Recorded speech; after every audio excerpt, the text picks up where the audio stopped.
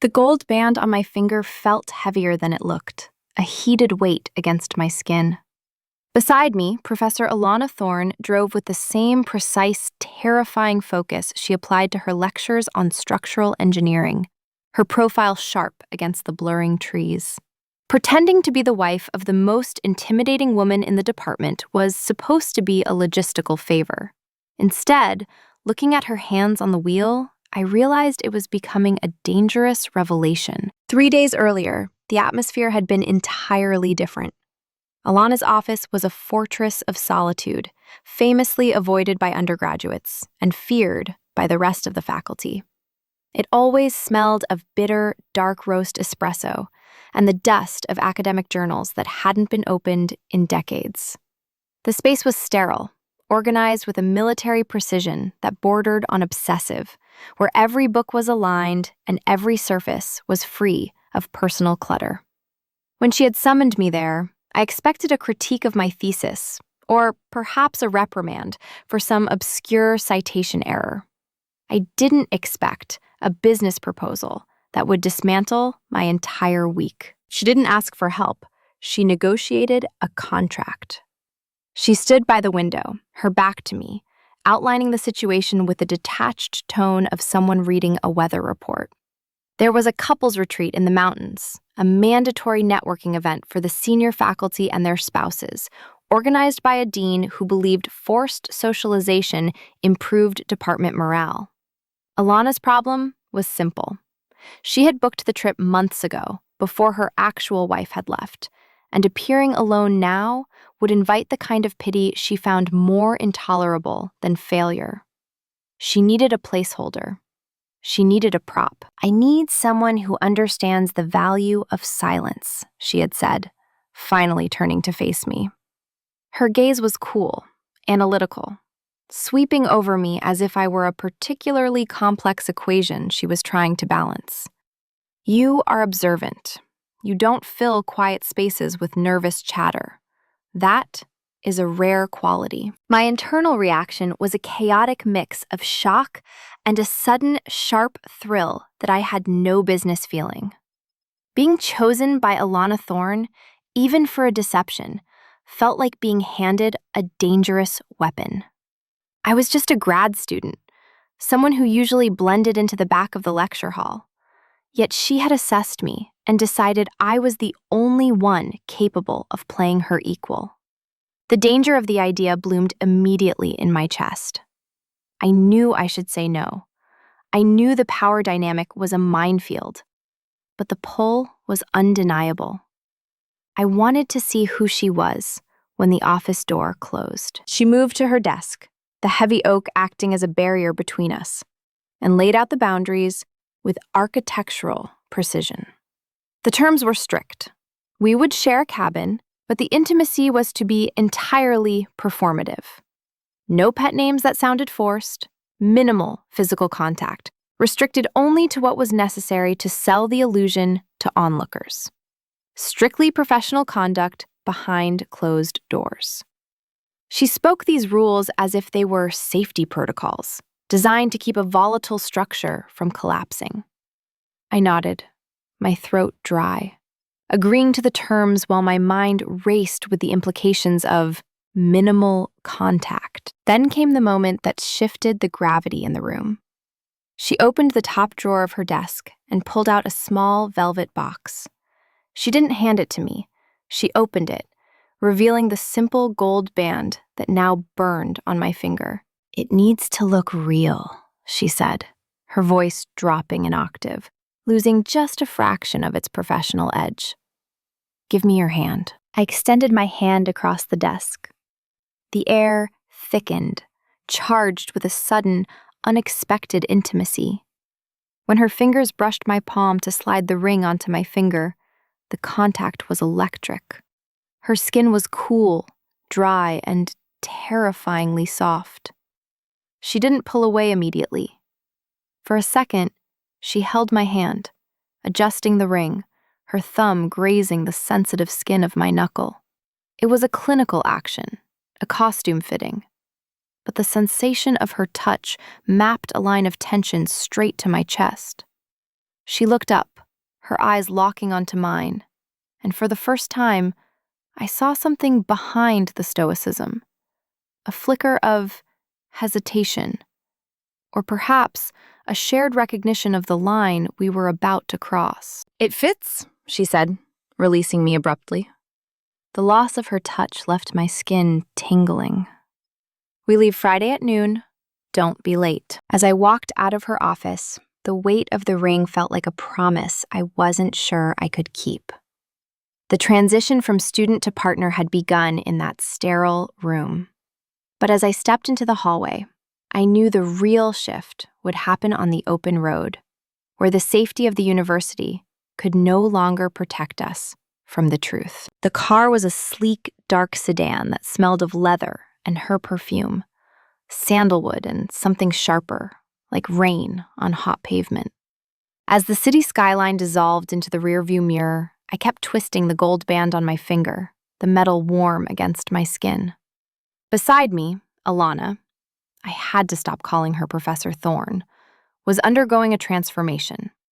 About an hour into the drive, she shrugged off her structured blazer and rolled up the sleeves of her silk blouse. It was a small gesture, but seeing the definition of the muscles in her forearms as she gripped the steering wheel felt like seeing a secret. "We need to calibrate our history," she said suddenly, her voice cutting through the hum of the engine. She didn't look at me, but her grip on the wheel tightened. "If they ask how we met, the library narrative is too cliché. It lacks texture." I shifted in my seat, turning fully toward her. "Okay, so what's the story? A conference in Vienna? A spilled drink at a gallery opening?" "Too dramatic," she countered, a ghost of a smile touching her lips. "Let's say it was a coffee shop. You were reading something obscure, and I interrupted you to correct your interpretation." I laughed, a genuine sound that seemed to surprise us both. "You interrupted me? That sounds aggressive." "I prefer assertive," she corrected, glancing at me for a beat too long. "And you didn't back down. You argued with me for 2 hours until the shop closed. That's why I asked for your number, because you weren't afraid of me." The air in the car suddenly felt very tight. The fiction we were weaving felt dangerously close to the reality I had daydreamed about. "And then?" I asked, my voice quieter. "And then," she continued, her voice dropping to that lower register again, "I realized that your defiance was the most interesting thing I had encountered in years." She reached down to shift gears, her hand brushing my knee. It was accidental, but the heat radiating from her skin sent a jolt straight up my spine. The proximity in the small, moving metal box was intoxicating. By the time we turned onto the gravel road leading to the retreat, the sun was beginning to dip, casting long, golden shadows across the dashboard. The cabin appeared through the trees, a structure of dark timber and glass that looked both imposing and inviting, nestled deep in the woods. The air here was different, crisp, biting, smelling of damp pine and impending rain. It was a place designed for isolation. Alana killed the engine, and the sudden silence was deafening. She turned to me, the shadows playing across her face.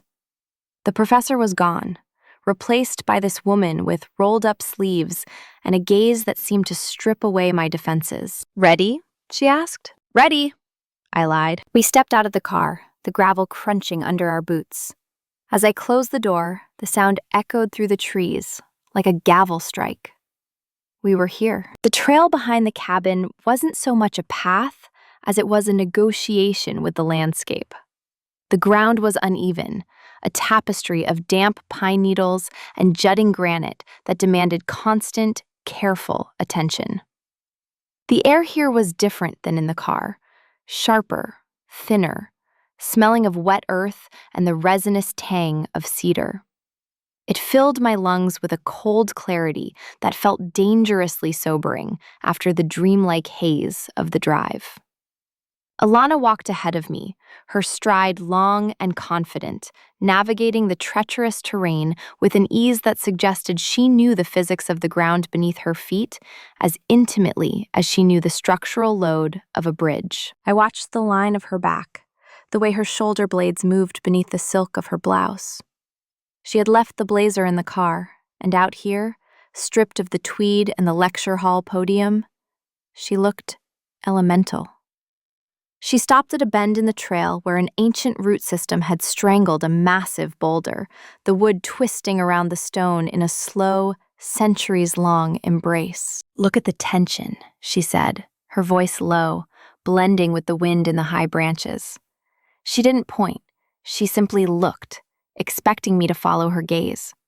Most people see the tree resting on the rock. They miss the violence of it. I stepped up beside her, close enough to smell that sandalwood perfume again, mixing now with the forest air.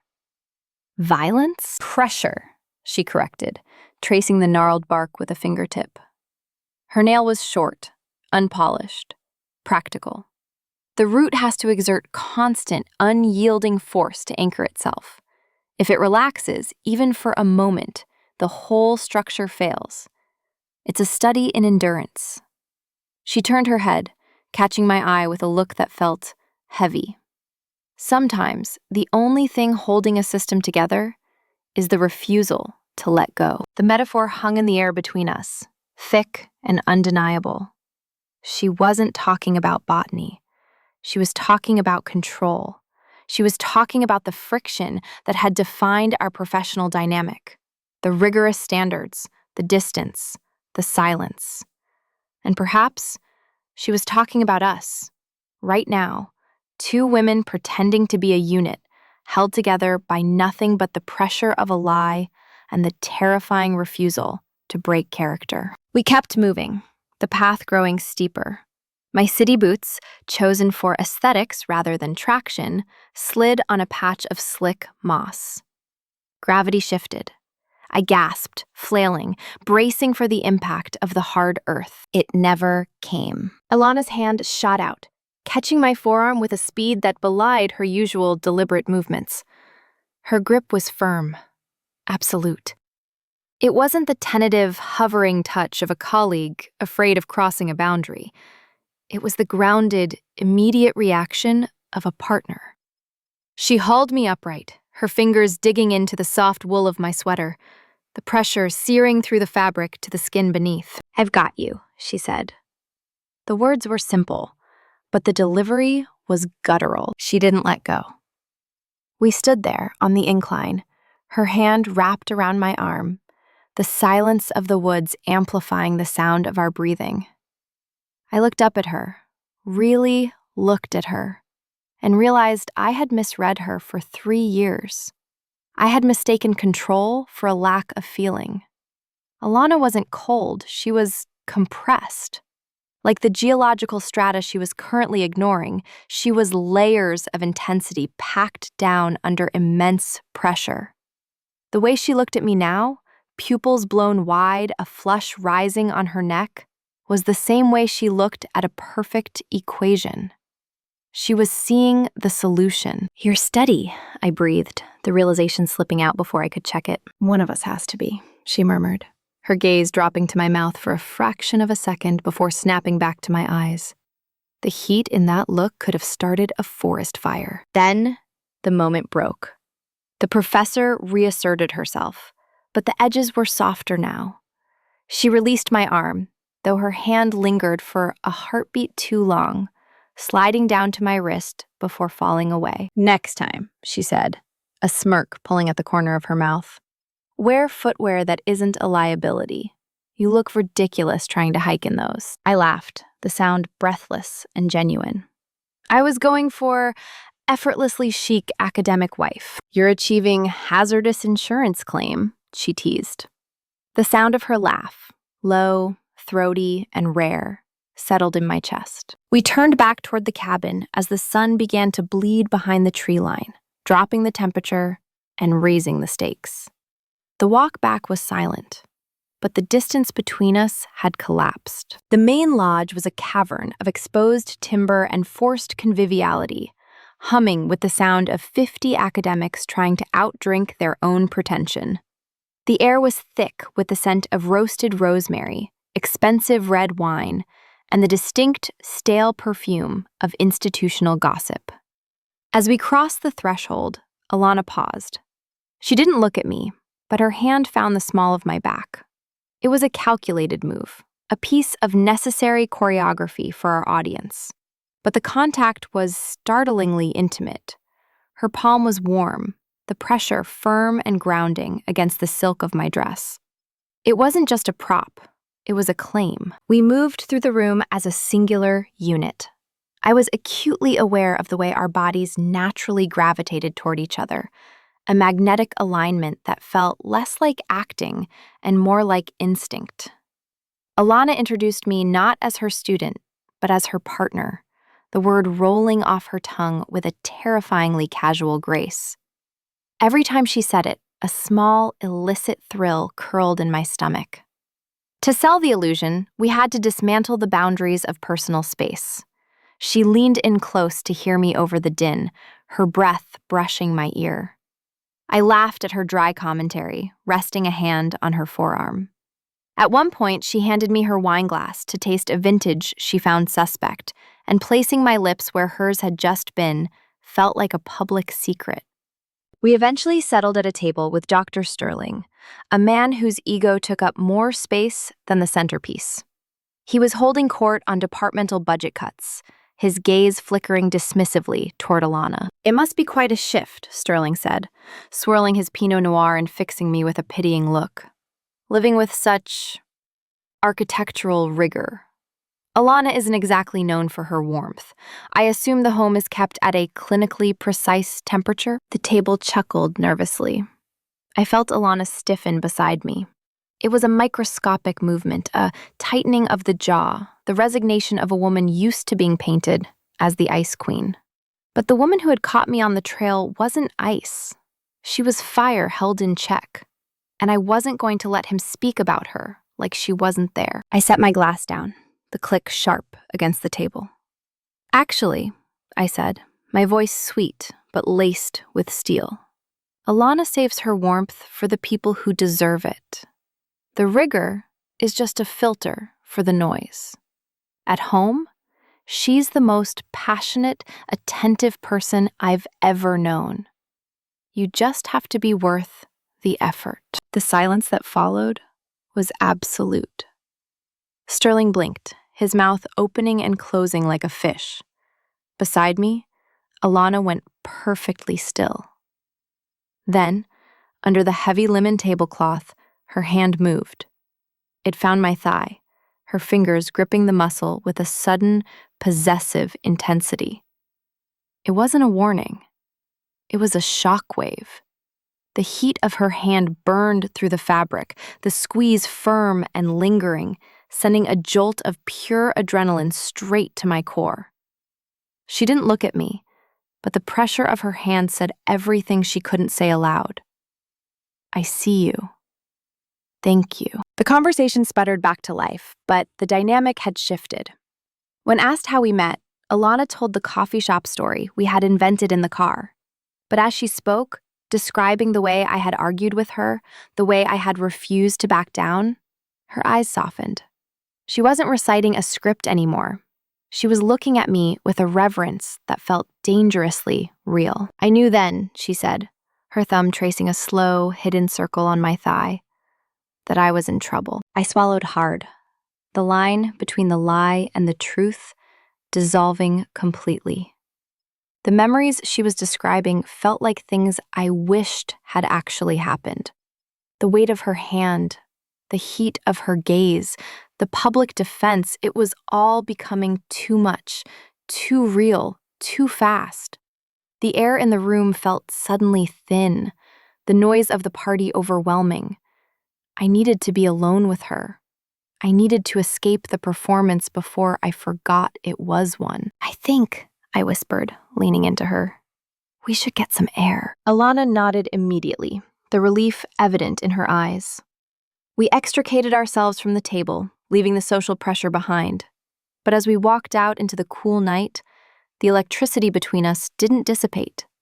It only coiled tighter. The path to the bathhouse was lined with low, amber lanterns that barely cut through the darkness, guiding us away from the noise of the lodge and into the quiet of the forest. The structure was small, built of dark, unpolished stone and cedar, steam already ghosting out from the vents to curl around the eaves like smoke. We stepped inside, and the heavy wooden door clicked shut, sealing out the cold mountain air and the rest of the world with a finality that made my pulse jump. The air in the anteroom was warm and thick, smelling of damp wood and eucalyptus. A sensory shift so abrupt, it felt like stepping into a different timeline. "We have the place to ourselves," Alana said quietly. Her voice sounded different here, softer, stripped of the sharp acoustics of the dining hall. She leaned against a bench to unlace her boots, and for the first time all day, her shoulders dropped. The act of changing was a silent, charged choreography. In the dim light of the locker room, we turned away from each other to undress, but the awareness of her presence was a physical weight on my skin. The rustle of fabric, the slide of silk, the unclasping of metal sounded deafening in the small space. The blazer, the dress, the shoes, they all landed in the lockers, leaving us with nothing but white towels and the sudden, vulnerable reality of our own bodies. When I turned back, clutching the towel to my chest, Alana was already waiting by the door to the sauna. Without the armor of her tailored suits, she looked smaller, but somehow more substantial. The severe lines of the professor were gone, replaced by the soft curve of a shoulder and the long, elegant line of her neck exposed by her pinned-up hair. We entered the sauna, and the heat hit us like a physical wall, dry and intense. The only light came from a small, recessed bulb under the benches, casting long, wavering shadows against the cedar slats.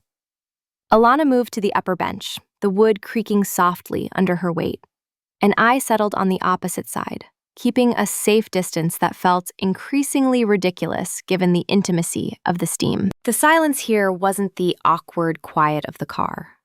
It was heavy, sultry, and thick with unsaid things.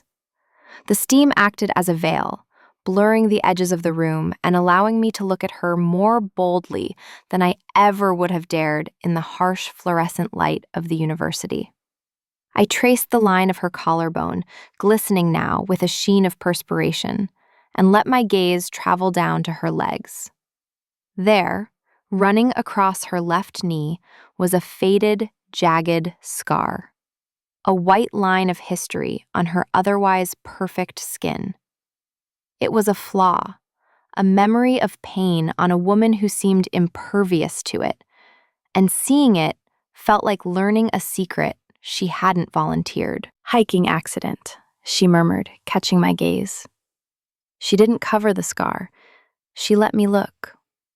I was 20. I thought I was invincible. "And now?" I asked, my voice barely rising above the hiss of the heater. "Now I know better," she said, her eyes dark and unreadable in the steam. "Invincibility is a myth. We just get better at hiding the breaks." She reached for the wooden ladle and poured water over the hot stones. The rocks hissed violently, sending a fresh wave of silver steam rolling toward the ceiling. The temperature spiked, the air becoming thin and scorching. Alana set the ladle down and picked up a pitcher of cold water and 2 cups. She poured one and moved toward me. The space between the benches was narrow. She stood directly in front of me, the towel knotted securely above her chest, her skin flushed pink from the heat. She held the cup out, her fingers brushing mine as I took it. The contact was wet and hot, a friction that sent a shiver through me despite the sauna's temperature. She didn't step back. She stayed there, looming slightly in the steam, close enough that I could smell the eucalyptus on her skin. Close enough that if I leaned forward 3 inches, My forehead would rest against her stomach. "Drink," she commanded softly. It wasn't an academic instruction. It was care, raw and immediate. I drank, the cold water shocking my system, but I couldn't look away from her. The steam swirled around us, isolating us in this tiny, heated universe. Her gaze dropped to my lips, lingering there with a hunger that terrified and thrilled me. For a moment, I thought she might reach out, might bridge that final, impossible gap. The air crackled with the potential of it, the professor and the student, the fake wife and the real woman, stripping away everything until only the desire remained. But the heat was becoming overwhelming, a physical pressure that matched the internal one. Alana exhaled a shaky breath, her eyes searching mine for one last second before she stepped back, breaking the trance. "We should go," she said, her voice rough, "before we melt." We left the sanctuary of the steam, but as we walked back into the cool night air toward the cabin, the tension didn't dissipate. It had crystallized. We were clean, raw, and dangerously awake, heading toward a room with only one bed. The bedroom was the final frontier of our charade, and it was dominated by a massive 4-poster bed that looked less like furniture and more like an arena. The white duvet was pristine, an expanse of snow that we were about to disturb. And, crucially, there was only one of them.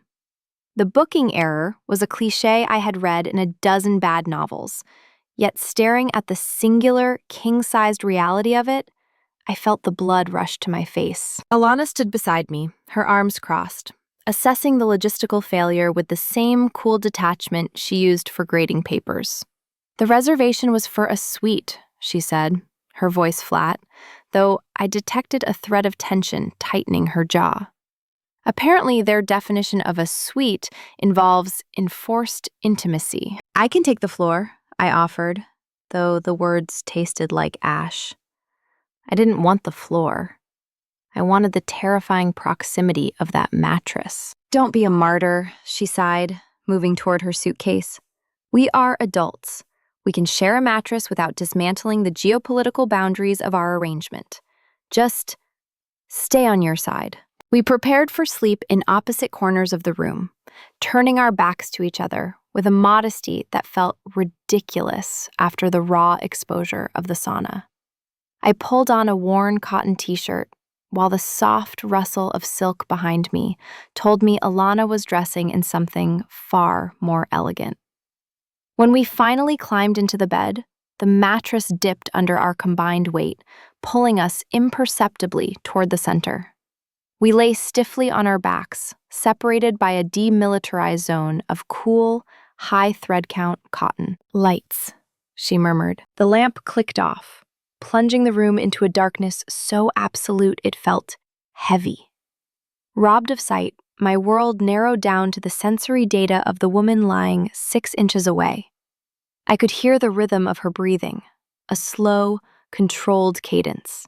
But mostly, I could feel the heat. She radiated warmth like a furnace, waves of it rolling across the empty space between us. I lay there, staring into the black void, my mind racing. The fake wife role was supposed to be a burden, a favor I was doing for a supervisor. But lying here, enveloped in her proximity, it felt like the most natural thing I had ever done. The emptiness of my own bed, back in the city, suddenly seemed unbearable. I didn't want to be the student she mentored. I wanted to be the person who belonged in this space, in this dark, in this heat. I shifted, trying to ease the tension in my hip, and the universe tilted. My foot slid across the smooth sheet and brushed against her calf. It was a mistake, a clumsy loss of motor control, but the contact was electric. Skin against skin in the dark. I froze, my heart slamming against my ribs, waiting for her to pull away. I waited for the sharp intake of breath, the reprimand, the reassertion of the contract. She didn't move. She didn't pull away. For a long, suspended moment, she let my foot rest against her leg. The contact burned, a tiny point of connection that felt more intimate than a kiss. She was awake. Her breathing had hitched, just once, a microscopic break in the pattern. She knew, and she was letting it happen. The realization washed over me. She was just as aware of me as I was of her. "Go to sleep," she whispered finally, her voice rough and low in the dark. She didn't move her leg. "I'm trying," I whispered back. "Try harder," she breathed. I closed my eyes, but sleep felt like a distant country. I was too alive, too aware of the warmth beside me and the terrifying, beautiful truth that the only thing keeping us apart was a decision we were both too afraid to unmake. The morning light didn't filter into the room. It invaded. It cut through the gaps in the heavy curtains, a sharp, white admonition that the night was over. But my body refused to acknowledge the signal. I was heavy, anchored by a warmth that felt too good to leave. I drifted in that hazy, golden state between sleep and wakefulness, aware only of the steady rise and fall of the surface beneath my cheek and the scent of sandalwood and skin that filled my lungs. Slowly, the data points of reality began to assemble. The surface wasn't a pillow. It was a shoulder. The weight across my waist wasn't the duvet. It was an arm. And the steady rhythm against my ear was a heartbeat that definitely wasn't mine. I froze. The memory of the one-bed negotiation crashed into the reality of the morning. We had started the night with a demilitarized zone of cool sheets between us. We had ended it in a tangle of limbs that defied every professional boundary in the handbook. My head was resting in the crook of Alana's neck, my breath ghosting against her collarbone. Her arm was thrown possessively over my stomach, her hand resting heavily on my hip, fingers curled into the fabric of my t-shirt. The contact was absolute. There was no fake wife here, just two bodies that had sought each other out in the dark like magnets finding north. I lay there, paralyzed by the sheer domestic rightness of it. I savored the weight of her arm, the solid heat of her body, the rare vulnerability of hearing Professor Thorne breathe in the unguarded rhythm of sleep. For a minute, just one stolen minute, I let myself pretend that this wasn't a lie. Then she shifted. Her breathing hitched, changed cadence. The hand on my hip tightened just once, a reflexive, grounding squeeze, before the tension flooded back into her frame. She was awake. The stillness that followed was loud. She didn't pull away immediately, and that hesitation felt like a confession. She let the moment linger for 3 heartbeats, allowing the reality of our proximity to sink in, before she slowly, deliberately withdrew her arm. The loss of her weight felt like a physical chill. "Coffee," she rasped, her voice rough with sleep, devoid of its usual lecture hall polish. She sat up, turning her back to me, the sheet pooling at her waist. "I need coffee." 20 minutes later, I walked into the kitchen to find a scene that disoriented me more than the bed had. Alana was standing by the counter, measuring grounds into a French press. She wasn't wearing her silk blouse. She was wearing my oversized charcoal hoodie. Seeing the formidable academic wrapped in my soft, worn-out clothes did something to my chest that I couldn't name. "It was cold," she said without turning around, as if she could feel my eyes on her. "And you pack efficiently." I didn't. "It suits you," I said, leaning against the doorframe. "Less structural." She turned then, a small, tired smile playing on her lips. "Don't get used to it. The blazer returns at 9 a.m. We moved around the small kitchen in a silent, synchronized dance that felt practiced, though we had never done it before. I found the mugs. She poured the water. I located the sugar. She handed me a spoon. There were no collisions, no excuse me's, just a fluid, intuitive weaving around each other in the tight space. It was domesticity, without the script. We weren't performing for an audience now. The curtains were drawn. This was just us, existing in the quiet morning, sharing a caffeine ritual that felt dangerously permanent. She handed me a mug, black, no sugar. She had remembered how I took it from the drive. And we stood by the window, watching the mist recede from the trees. The silence wasn't heavy anymore. It was companionable, warm. "You have sleep creases," she noted softly. I turned to face her. She was standing closer than necessary, the steam from her mug curling between us.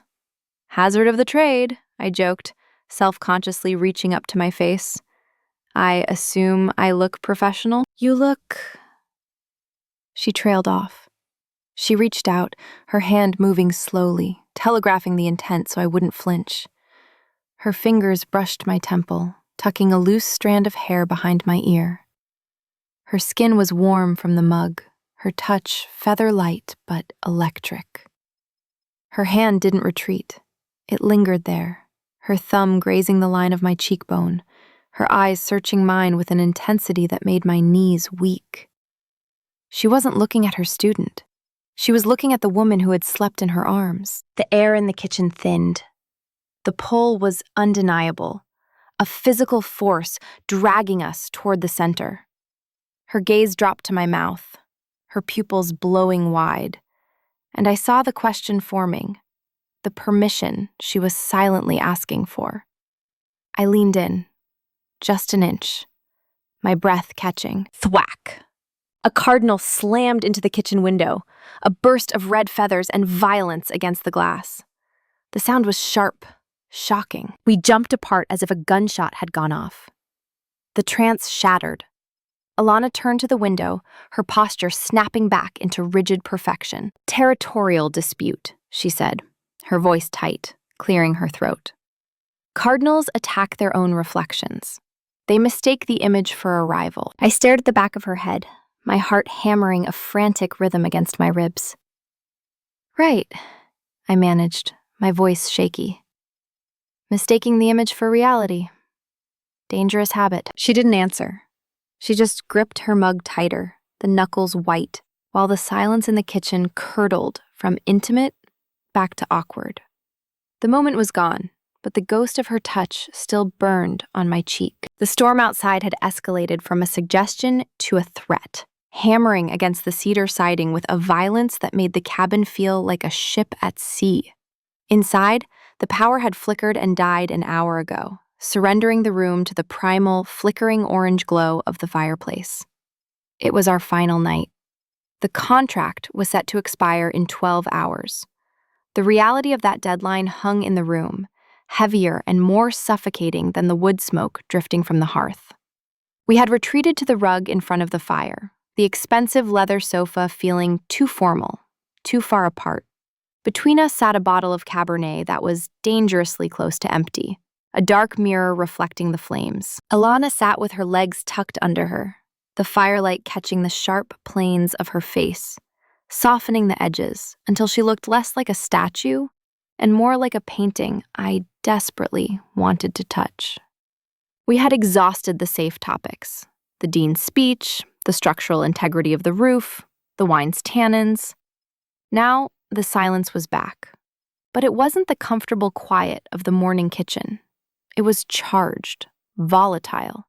The silence of a dam showing its first hairline fractures. "You know," she said, her voice low, blending with the crackle of the burning pine, "I didn't ask you because you were convenient." I froze, my glass halfway to my mouth, the liquid trembling slightly. "You said you needed someone who understood the value of silence. It sounded like a logistical choice." "I said that because it was a defensible metric," she admitted, staring into the fire rather than at me. Her fingers tightened around the stem of her glass. "I asked you because you are the only one who doesn't look at me like I'm a problem to be solved or a monster to be feared.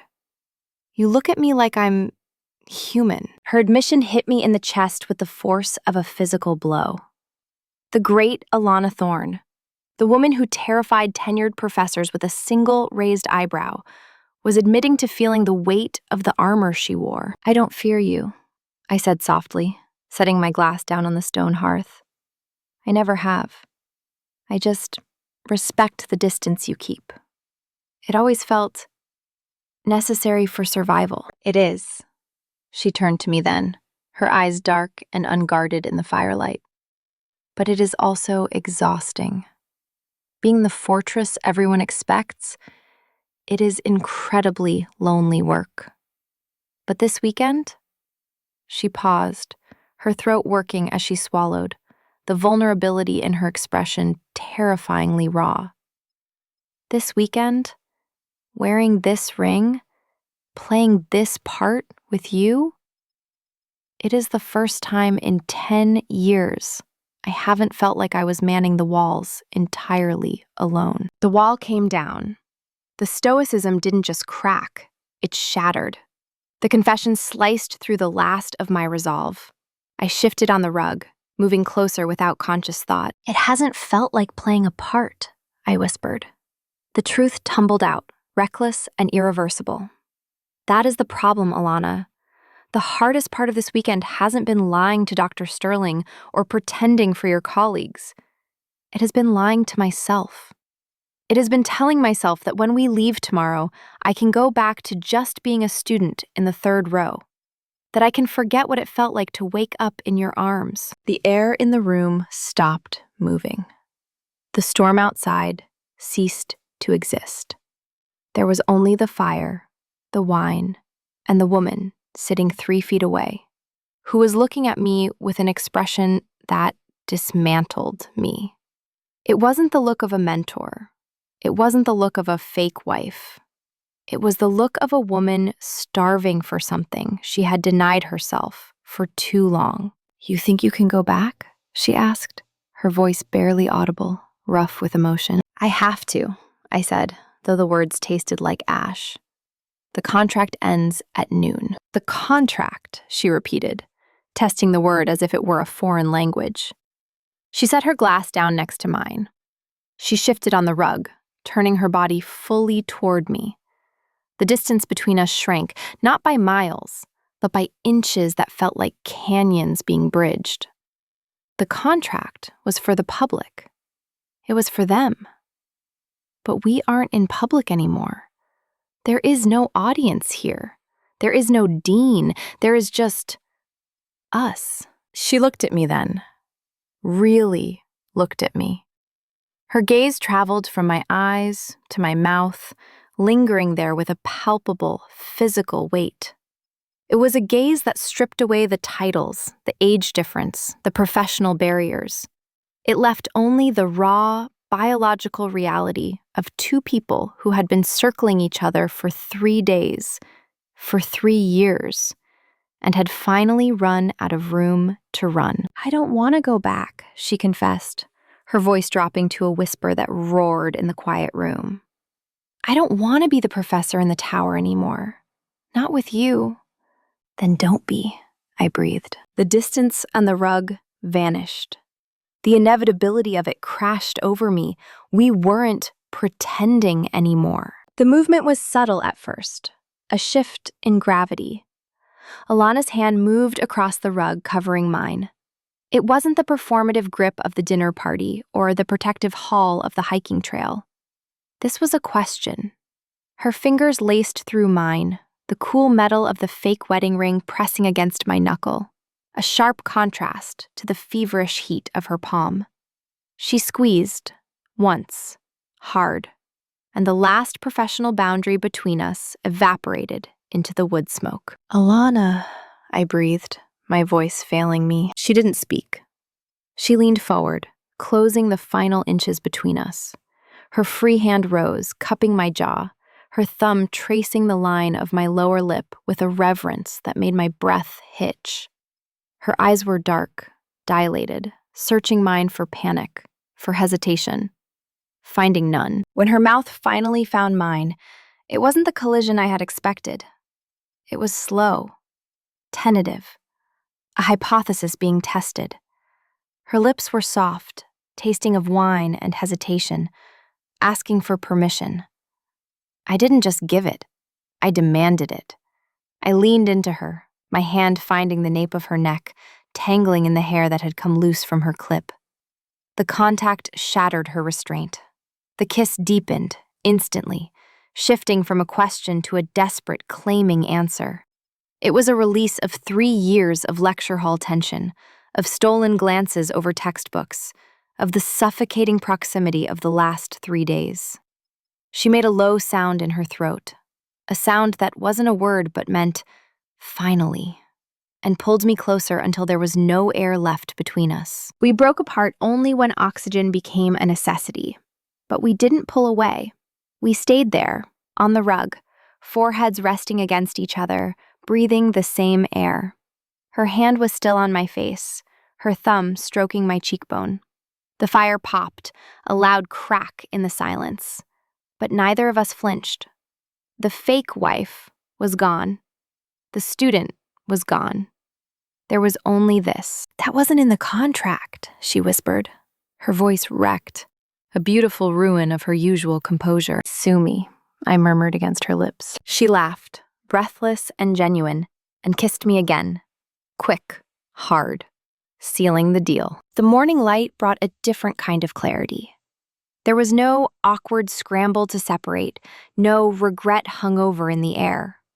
We moved through the cabin, packing our bags in a silence that felt easy, settled. We stripped the bed together, folding the sheets that still held the warmth of our bodies, a final domestic ritual before the real world intruded. When we stood by the front door, ready to leave, Alana stopped me.